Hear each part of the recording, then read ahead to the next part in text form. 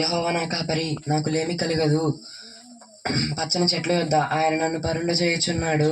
శాంతికరమైన జలముల యొద్ద ఆయన నన్ను నడిపించుచున్నాడు.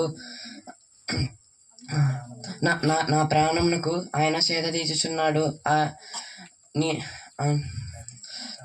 తన నామమును బట్టి ఆయన నన్ను నీతి మార్గమున నడిపించుచున్నాడు.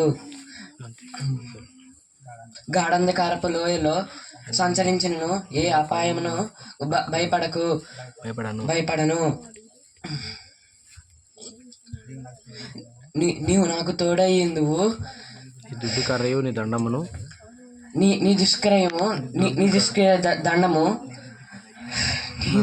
దండము